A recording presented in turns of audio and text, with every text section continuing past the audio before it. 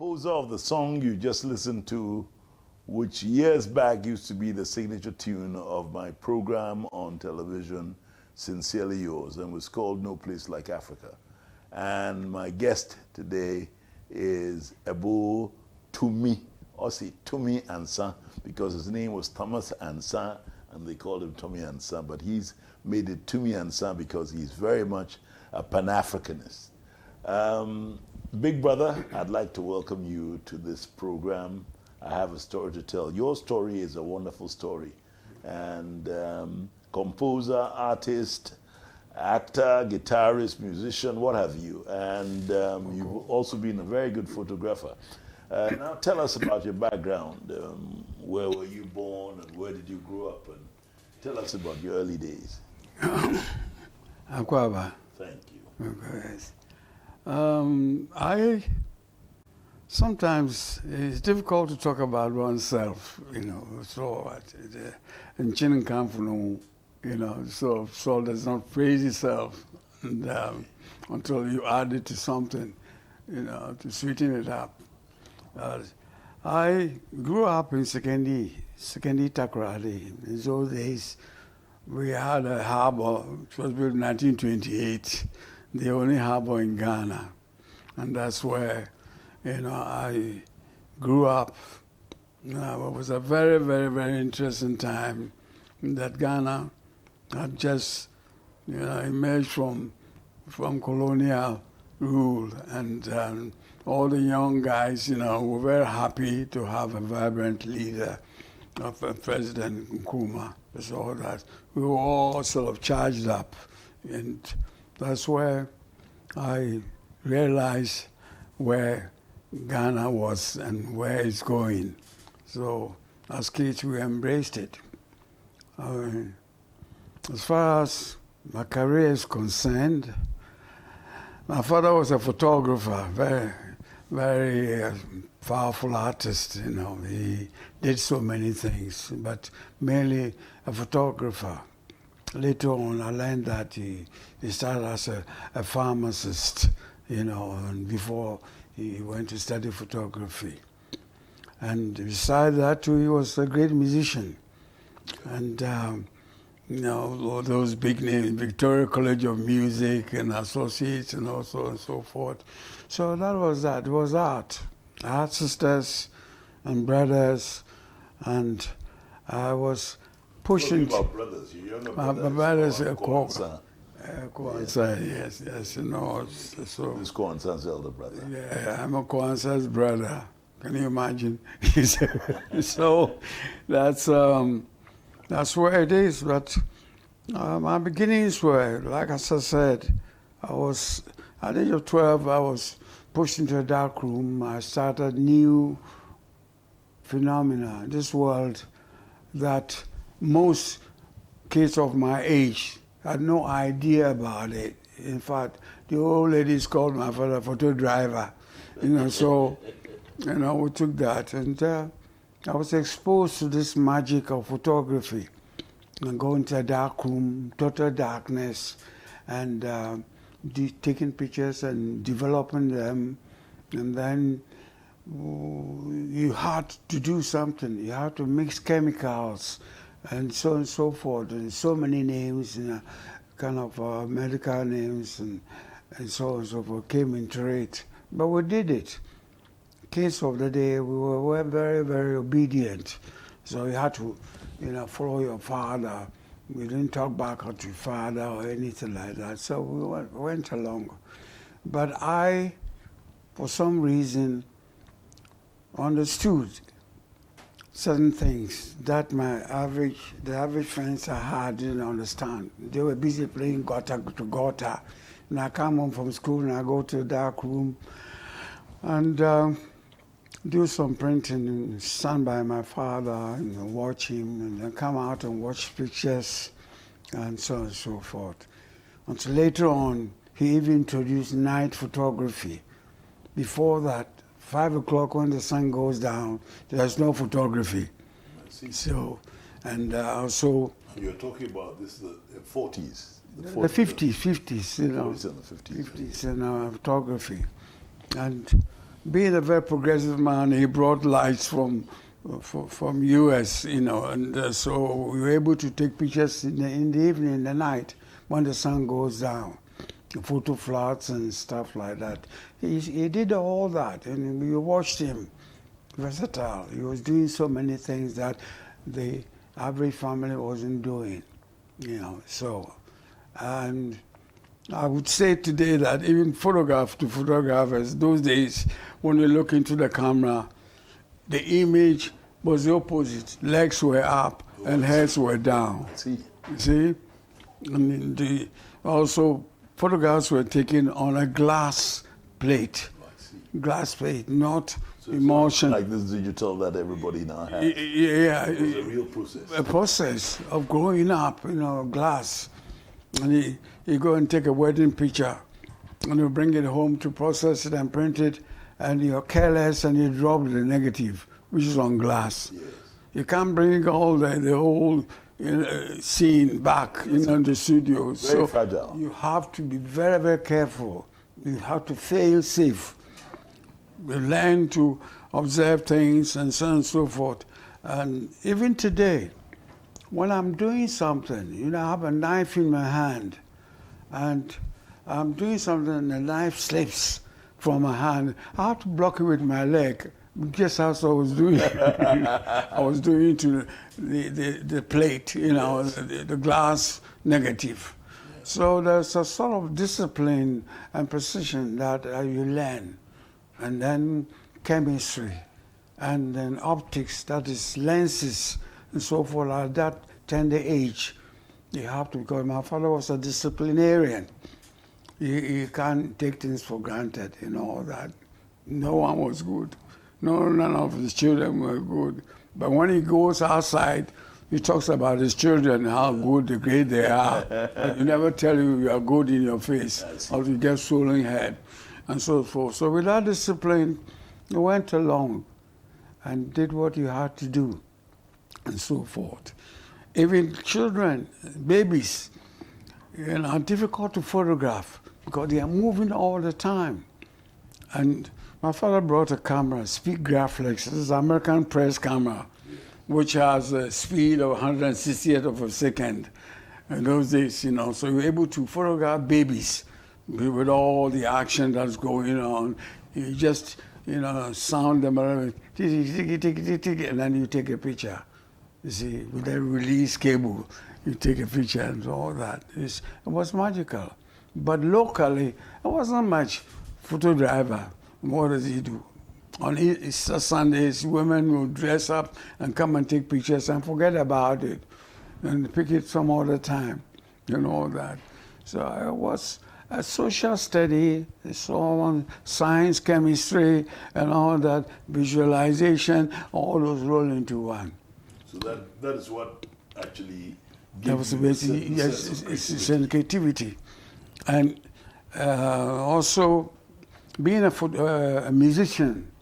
Where did you learn the music? Is it from My father started us, you know, with music. Every good boy deserves fun, and all that, and rigorous kind of practice, you know, and so on. So you practiced on the piano? On the piano in the studio, a little organ in the studio. But he was a traveler. He goes in to sort of traveling in Liberia. Went to Liberia and come back, and you have to study the pianoforte, you know.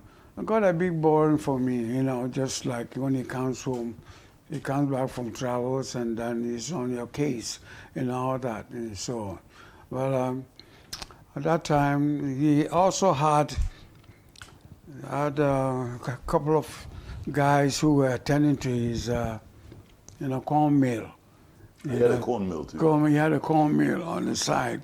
Okay. And was operated by a son of Salvation Army, priest, Father Cromwell. Yes. Cromwell. I know Cromwell. His son became a footballer. He was a goalkeeper for Yes. Republicans. I worked with him Yes. and GNTC in the old days. Yeah. Old Cromwell, yes. Yeah. Cromwell played the guitar, Yes. the old-time guitar. And he had a mate, he had a friend was a Liberian blind man. Jipre, they called him. Amazing guitarist. I'll tell you about later.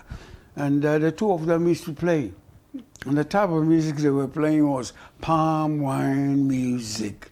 It was so soothing, that. And I love the tones as compared to the piano. I love the tones they were playing. I would go and sit by them, listen to what they were doing, all that. Yes. The great thing about today is that you have accompanists with you, and we'll have some live music in the studio today. And the first song that we're going to hear with your guys is Mother Africa.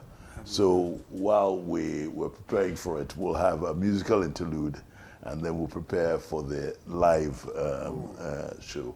So let's have some music.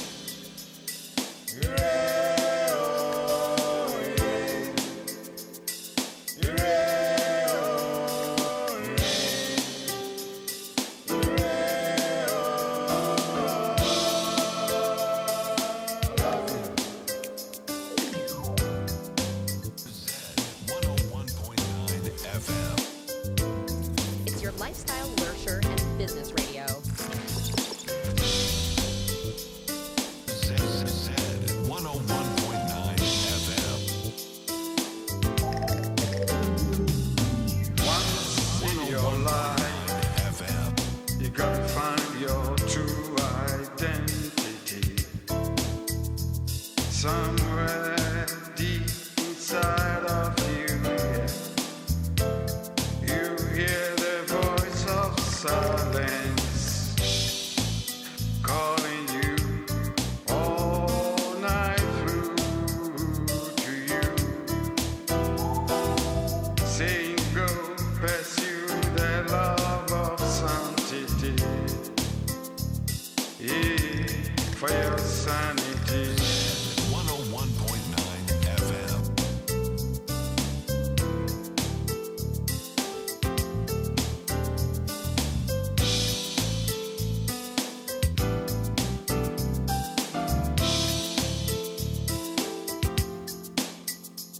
So once in your life, you gotta find your true identity. We're on ZFM 101.9, and the program is I Have a Story to Tell. And my guest today is about Tumi Ansa, and we're going to take a break from what we've been doing. We have a band, a three-piece band in the studio, and Tumi is going to play the guitar, backed by his two accompanists. What's the song? Mother Africa. Please take it.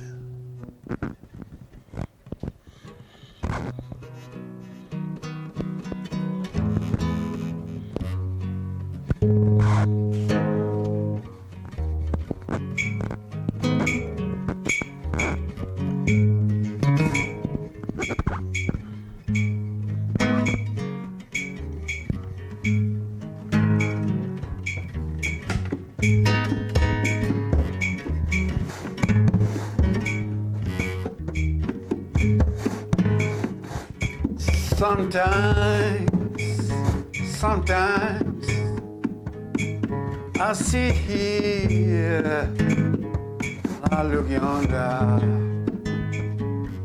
and wonder.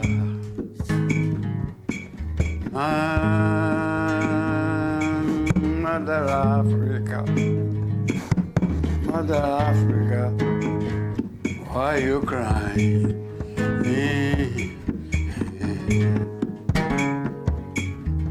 As you do. Sometimes I sit here and I look yonder, wonder. Mother Africa, why you cry? You got your men, or your women, children in the land, trees, mountain, gold, diamond, sea lion, birds and the bees. Mother Mother Africa, why you crying? Yeah.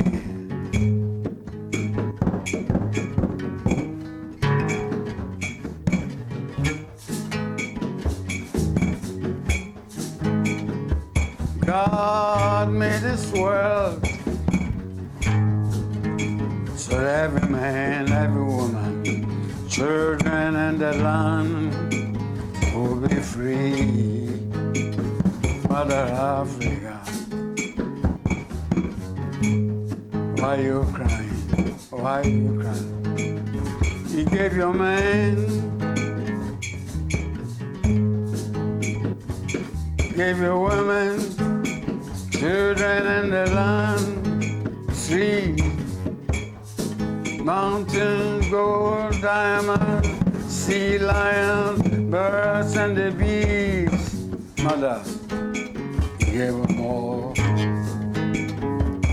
to the world. Why are you crying? As you do.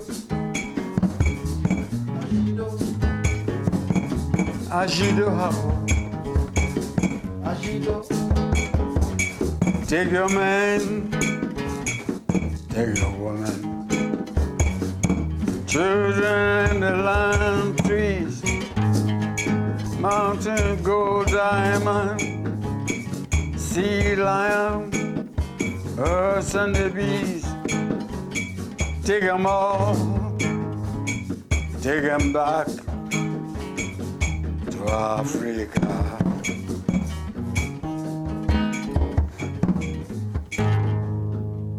And maybe you won't cry.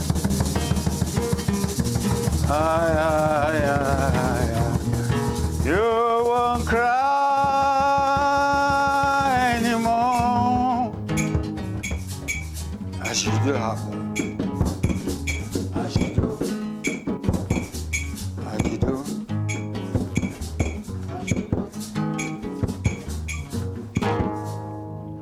Thank you very much. That was Mother Africa, and on guitar was my guest for today, Tumi Ansa, an artist, a musician, and he's telling us a story.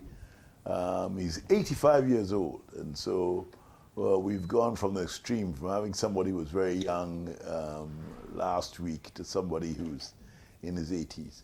Now, you were telling us about your younger years, where you lived with your father, was a photographer, a musician, he was a creative. Now, from Sekendi Takrady, you went elsewhere because you've acted in several movies. You went, I think, to LA. But tell us the transition from Ghana to wherever you went. Tell us. Yeah, I think the colonial days had an end, a little end. Soon after we became a republic, the British decided that we are no more British subjects. So if you want to go to England, you have to have a visa. Okay. Things changed abruptly after the republic started. 1960s. Yes, 60s. So, young men, we had gone through a lot, and especially me, I wanted to pursue the photography. And I'd taken some correspondence courses in the American School of Photography, and so on and so forth, to become a better photographer. So I wanted to go to England. I got a place in Santa Barbara, United States, to go to Santa Barbara University to study. Yeah. To study there, and but I had to also leave before, the end came of the British, passport and visa and so on and so forth. So it took a bit of time, and by the time I was ready to go, I had to get a visa number 1, okay. 1962, to go to Britain. I went to Britain because my my stuff didn't go through American Embassy in Accra, so I had to go to Britain first. And while I was waiting, I was there waiting to go to US. There was a new school opened in Britain called it's a film institute. You know, they started to teach films, motion picture films. So I went and for the audition. I went for audition, the entry audition. Then I got in. I was able to get into the film school, the London Film School of Film Technique, Right. and I got in there. And so I had my training there in the London Film School. What was the particular subject? Subject was that because my father was also a cinematographer.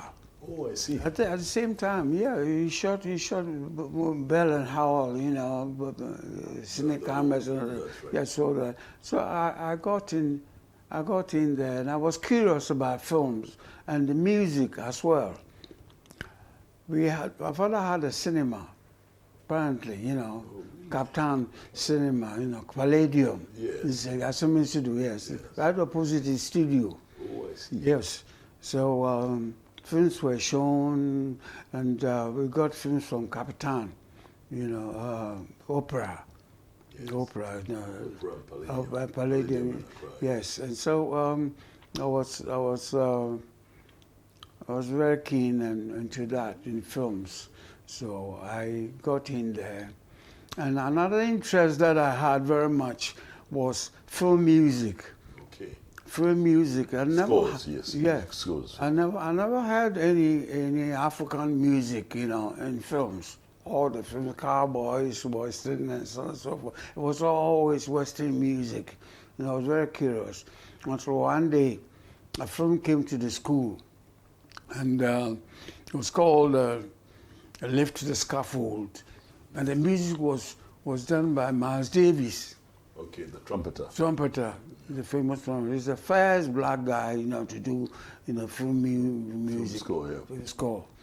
So I went and got the album, and I slept with it every day, every night, because the music was so haunting, She's like calling you home. And those long, drawn phrases of Madonna, Miles Davis.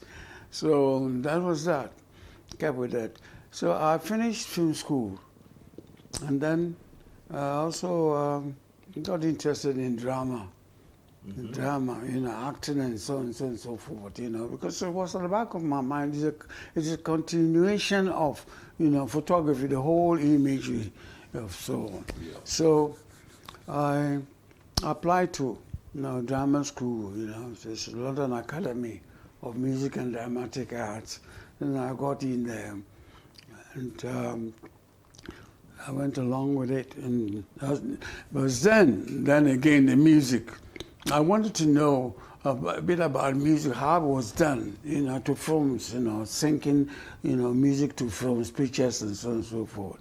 So I attended an institution, but it's a private institution, but it was very famous, the School of Music. Yes. And I would go there for kind of master class, music, and the professor would just put CD on there in those days in the recorder, and then, we did discuss. I wanted to know what went on. So I studied the history of classical music, all the classical, music that were, in place. For why, the stories behind the music, if it's Tchaikovsky or Brahms or Beethoven or all those things. So music appreciation. And at the same time, improved on my guitar. I have for pound and it never left me. Okay. Yes, it never left me because I hear tones. My language, the dialect, had tones in it. So it's not pentatonic, kuncha, strumming. I had to get in what I learned from Gypre and Kwaku Cromwell, gave me the confidence to be able to sing in my own language, into dialect. So I kept that.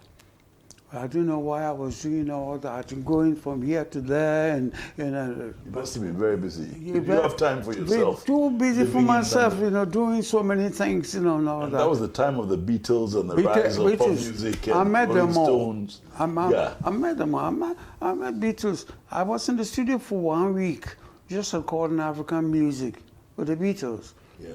Got to know John and so on and so forth. And John then, Lennon, yeah, and when I was in film school, Mick Jagger was coming there. He had a mate there, Malcolm Mead. He was his close friend, and so he used to visit. A scruffy young guy, always wearing wine jeans, so all that, tattered jeans and all that. But they were all dedicated. These guys were dedicated, they just studied what they were doing or doing what they were doing at the time without personal care or anything of that sort, but they were focused. And I remember I was young and I was running this studio, big studio, my father's studio. I had that. So I had the same spirit. And later on in life, we met and did things together. So like 1+1, Jean-Luc Godard's film. Oh, Yeah. So I played the black leader in it, the poet and stuff like that, And, So you actually acted in some of the earlier films. Oh yeah, You're talking about one of the famous producers. Yeah, famous producer. Jean-Luc Godard. Jean-Luc Godard. I was with him. I played a part with his wife. We saw that. Yes. Unfortunately, he passed away recently. I couldn't Yes. go. If I had the dough, I would have gone to France. If I had any backing. But Jean was a great guy.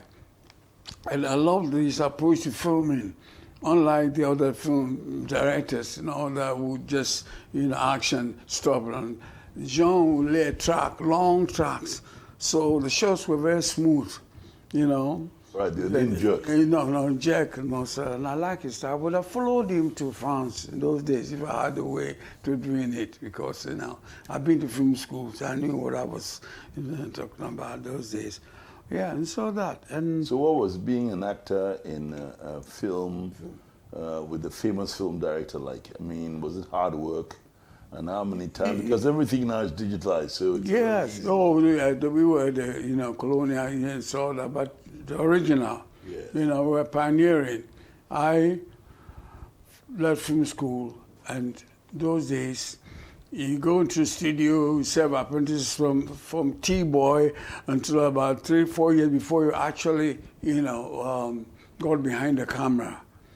And we were these young guys who just coming out of film school. We shoot night for day, day for night, and so forth. Very progressive. But being a black guy, that's where I realized that there's a limit to everything you can do. Your dreams can come to a stop. That Yes, I because of your color. I couldn't get into studio to earn good money because good, and all that. So you can't be earning good money just like that. Come to Britain, all that.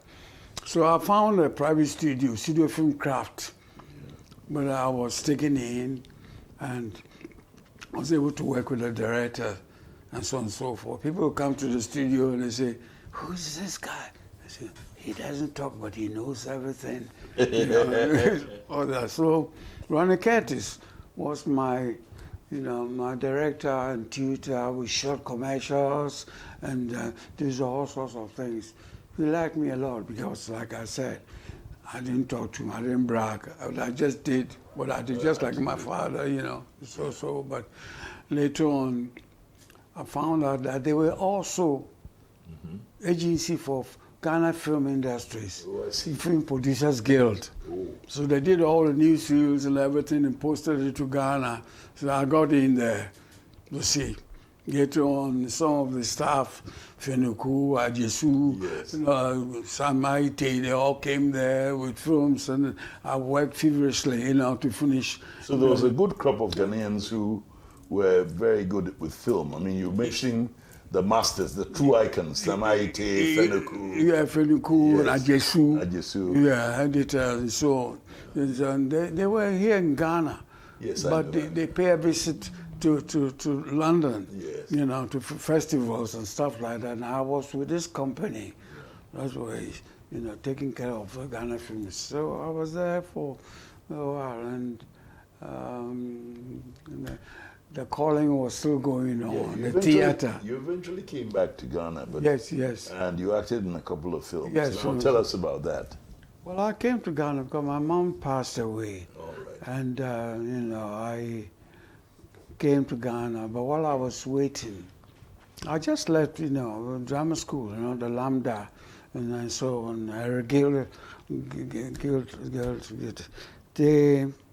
They prepared me, for whatever I want to do in films. And I came home and I was approached to do a film. The first film that was shot in Ghana was Farewell to Dope. Farewell to Dope. Farewell to Dope by Tom Rabero. Oh, yes, He came to see me, He said, well, let's do it. And I thought it was a B film or major films. And later on I found out it was produced by Ministry of Health. It's about marijuana, I see, okay. Farewell to Dope. Farewell to Dope, okay. So I was a dope pusher, all kinds of stuff, I was called Lucky. Lucky. Okay. Everywhere I go, and I had stuff in my socks and all that, and I was going. So That was your first one, huh? That was the first one. But that was- Then Yes, go on. after that too, another one came. Sort of, it's Genesis chapter X. Yeah, that's the one you acted with Marilyn Mayer. Marilyn Mayer, yes, Genesis chapter X also. What was that about? Genesis chapter X was about a guy who was somehow a big shot, and he was he and his wife and all that. And, it started with us on Labadi Beach. Right. We went to one of those, weekends, and my son got hurt. It was two guys, two body follow one girl, threw a bottle and hit my son. And I didn't have a car at that time. So my wife carried our son to the roadside, and there was a guy, a big shot was passing by, and gave a lift to the hospital. Yeah. So later on, I think he told her to call him and tell her, and tell him about what's going on, how the child was doing. Yeah. And later on, there was a con, she later on, got my wife and so on and so forth, took her away somewhere far away. Oh, I see. So Yeah. it was one of those rom-coms, as they say. So and then I went after her or after him, Yes. and found out they were living somewhere in the north and so on and so forth, and a fight ensued, and in the process I got killed. Oh, I see. I got stabbed. Okay. And, well, anyway, some Christian, bodies, got together and they sent the father, father, sent my son to England, and then later on, he became a doctor and came back. And So that's the story. that's a story. Of Genesis. Genesis chapter 8. So he came back and found that, this is what happened. And so my son was back in Ghana. And that's I'm very happy you're saying this because a lot of Ghanaians didn't think that we had a film industry, had a vibrant film industry before all the countries, including Hollywood and Nollywood and all those things. Yes, this is what the serious thing, it's a bit of sex in the Bible, so on and so forth, yeah. And the story came out. My son came, and I think he was told to go to a place, which is not a hotel. But he went there to find out what happened to him, and found out there's this guy. It was played by George Williams. Yeah. George Williams, George, and Uncle George, yes, he famous went to lodge with them for all the places in the world, nest. You come to my little nest, to nest. So he was taken in as a guest the house.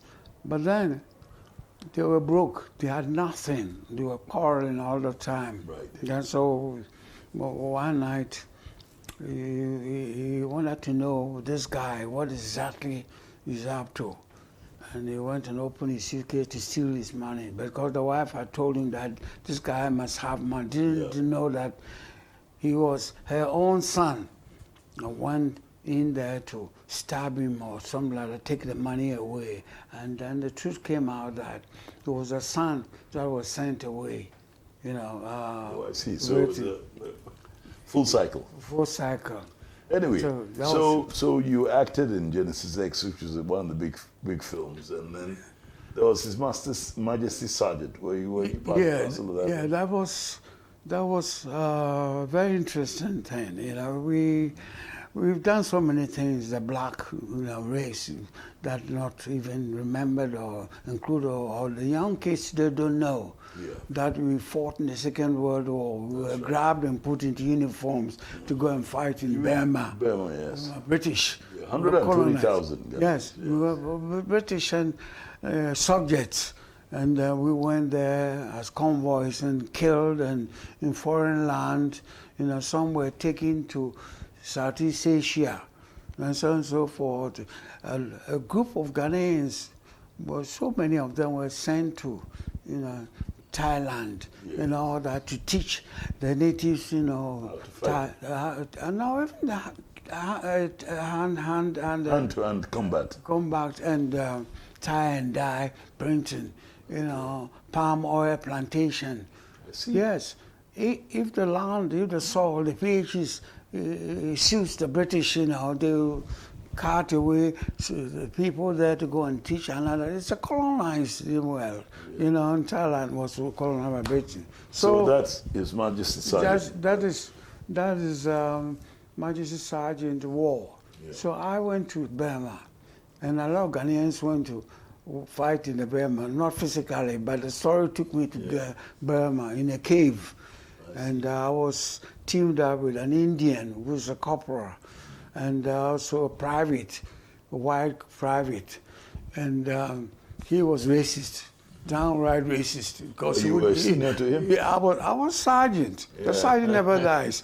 I was giving orders to them, but he would not take orders from me. I sent him to go and fetch water, and he just go somewhere and smoke and come back. He said, he's white, he's British, and so on and so forth. I would turn around and tell him, I'm a sergeant of His Majesty the King of England, Ireland, and Scotland. So there was a twist to it. I order you to go and fetch water. So the content of your movies were something else. Always. There was a subject that... Anyway, let's take a break, and I'd like you to play another song for us, and then we'll continue with our conversation. Sure, thank you. It's your lifestyle, leisure, and business radio.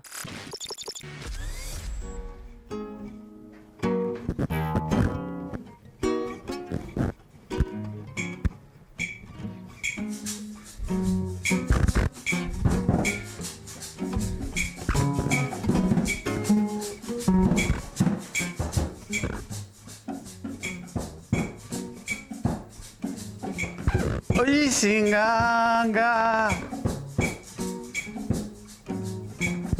oyisabazino yene, oyisijamakoma, oyisikafeze, oyisikafezi, kogobe sisi jabo bakon. No coração, yes.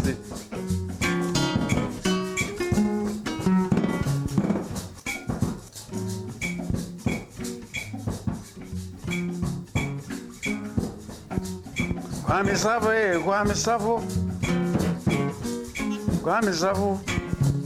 Itupi wasanti. Itupi wasanti when you say one, I bet Kwame Savo was pipi. Twito, trophy, twito.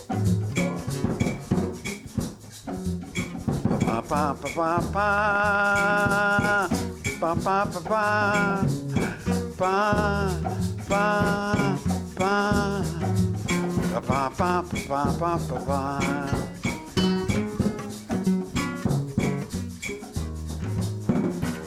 Abobi de demo Kwame. Abobi de demo no tila wotanati. Ay ay ay ay ay ay ay.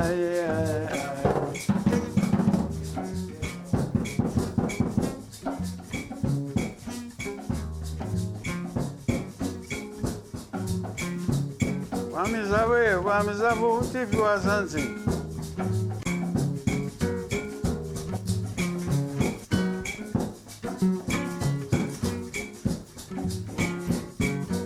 Also answer when you're saying whether Kwame suffer so pee. Open man come out the pigeon, Kwame. Open man come out the pigeon, or soon or snatching parts or ya boy no water no. Ah, what I know, but that is car, dread say, beer call. You say, me fan. Okita woman cron, is it me so? Okita Major 2. Ah, Major 2. Major 2 Manumudan in Papa or so. Major 2 for Chon, Bommy Ate, and Tom Bommy, Kademco Sanchika, you know, Mukoshu me here, ma'am. Major 2 Bommy. Only Papa the demo, Kwame. Ye Papa the demo, no comment in us, and was in a water.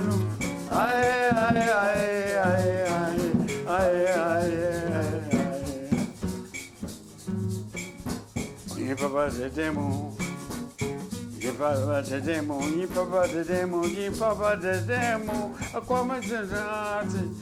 No one's in our town. I.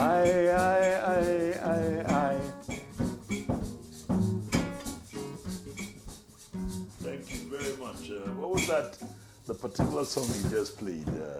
This is about the slave trade, where men were put into rooms and tied up, and then later on sold to the merchant ships and so on and so forth.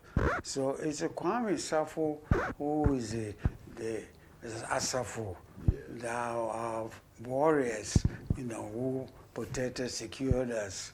And then the ships will come, and you know, Kwame Safo also PP, was anti the guns, you know, the cannons now, and so on and so forth. And it's about a song, it's about slavery. Well, we're going to have the opportunity later on to have a live show with you on ZFM. So thank you very much for that one. Now, you've had a long journey from secondary, Takrady, you went to London, you studied photography, you did drama, you did music. Music has always been in your, yes, it's always been in your blood. You ended up in LA. So I want you to tell us your journey from LA and how you got back to Ghana, what you did in LA, or how you got back to Ghana. And then I'd like you to round up by telling us, giving a message to Ghanaians. Yeah. I went from England, I went to LA.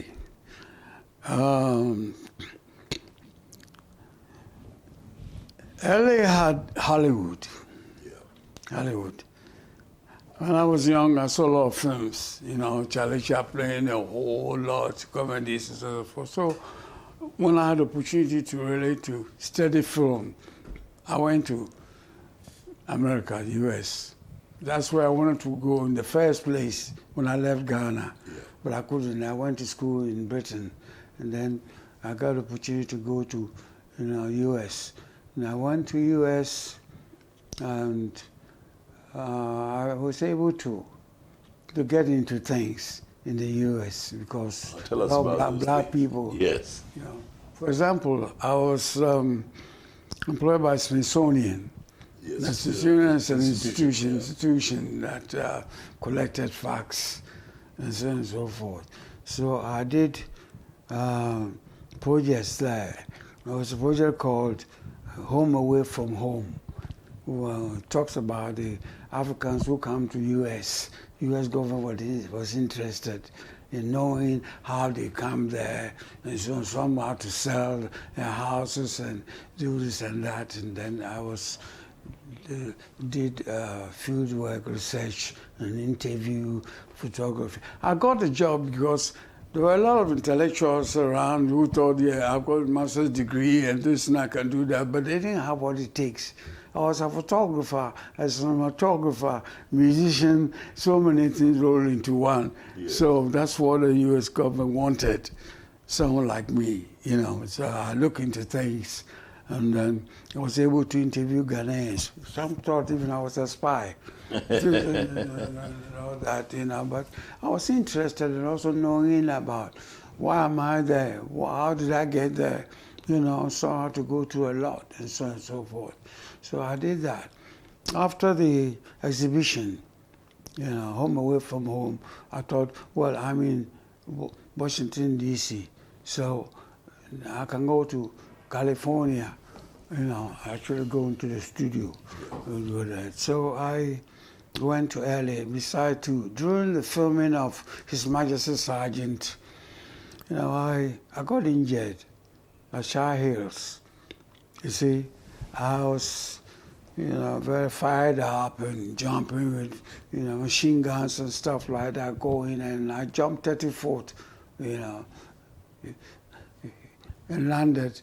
And the director wanted me to have another take, you know, and so on and so forth. I wouldn't want to call names, but I was a filmmaker myself, but, you know, we didn't have stunt. Yes, In the studio. Stuntmen, yeah. We didn't have stuntmen in So it. you had to do your own I had stunts? to do my own stunt, which was risky. If the leading actor gets hurt, then what happens? But I had to do it. I was driven. So I jumped, closed my eyes, the first take, and landed. And then the director said, hey, well, let's have another take. And that broke the camera's back. You know, so I tore my meniscus. Oh, I see. It was no insurance, nothing. And I've struggled with it up to now. I still have a leg problem, you know, that just to get the job done. So I did that. And I stayed in LA. Then the music came, performing. In universities, you know, I go there. I had a palm wine class at University of, Charlotte University in LA, where I would go and teach, you know, the palm wine music. Unfortunately, the blacks were not interested, but the whites were interested, doing their master's degree.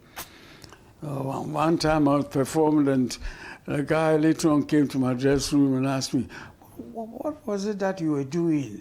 You know, the notes that we were playing, I told him it's encomium. You know, I said, what's that? You know, encomium. I said, go and check your dictionary. It's encomium. You know, encomium, you know, it's a way, in a feel that comes, and you know, you bend the string or something like that, and you get the job done. Because I was still borrowing on my tones, you know, the Ghanaian fancy tones and stuff like that. When you get a feeling, you know, you do that. As much as we call it filling. You know, okay. I'm gonna tell you my filling. Yeah. So that was that, and I got the following, you know, just. So you performed in Performance universities versus and also UCLA, taught your UCLA. LA, you know, California State. So why did you come back? I came back because late in somewhere in the middle, I came back home and my brother wanted to go to England. Kofi Saseku. Yes, Kofi Ansa. yes. Because he didn't even have a passport. He didn't have anything, you know. So while I was there, sending me tickets, and then I came and I got him a passport, and then I sent him away to London. And later on, I joined him, and what do you want to do? He was good in maths, 4 A-levels, so stuff like that, you know. Yeah. He wants to be a marine engineer. I said, That's fine. that's Ansa for America. We don't have any money engineers. Marine, yeah, he had what it takes, to go there. But the point is, So how did he get into fashion design and become? that's why I'm coming. Yeah, right. Those days, I made inquiries. I tried to get in, marine stuff, but those days, you need a shipping or fishing company. The company sent their,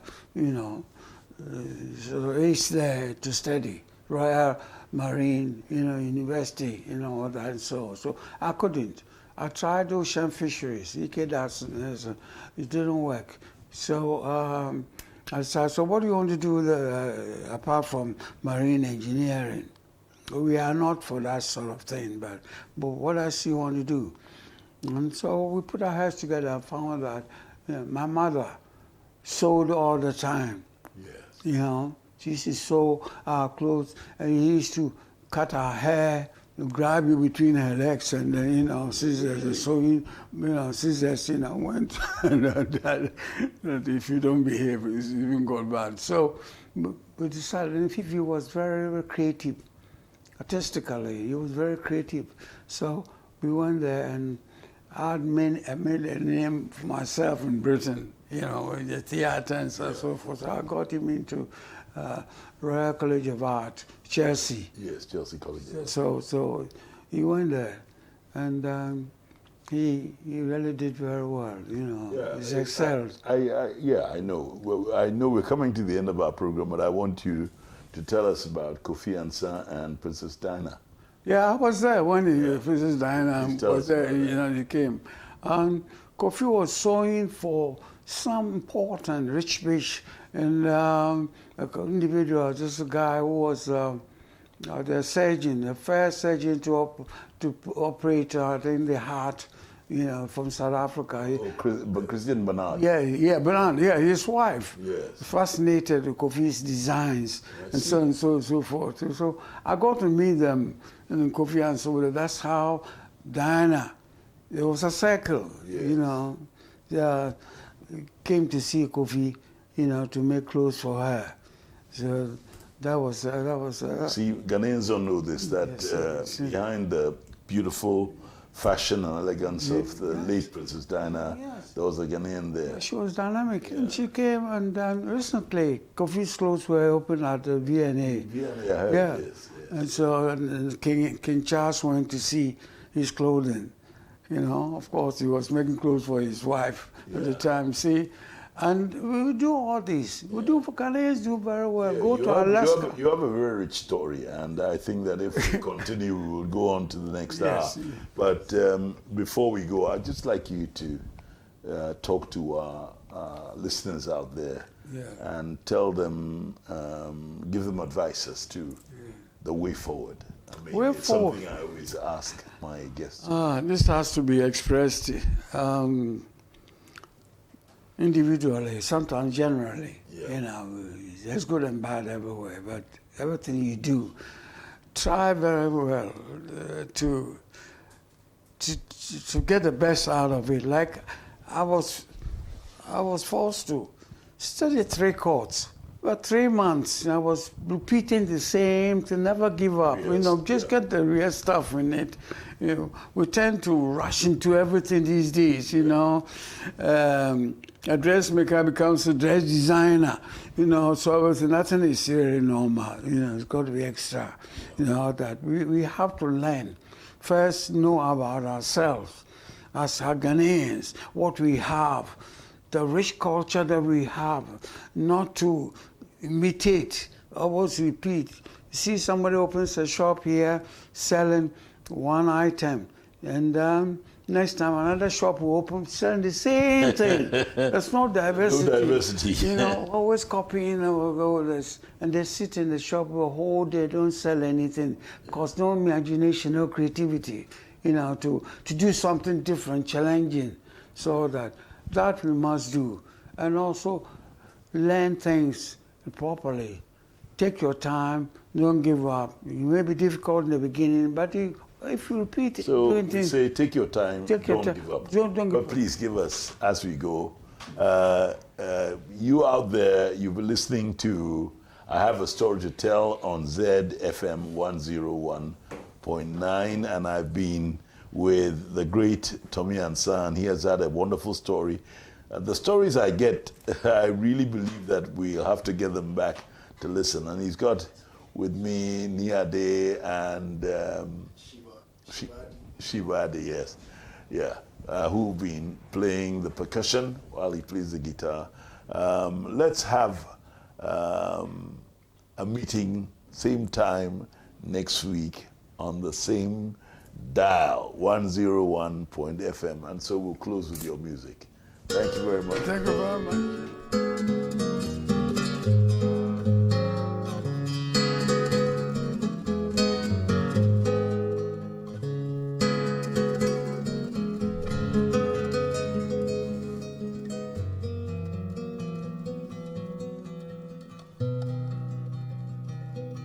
You cut the trees, pollute the air, stop the rain and spread the pain. There's so much hate among the race.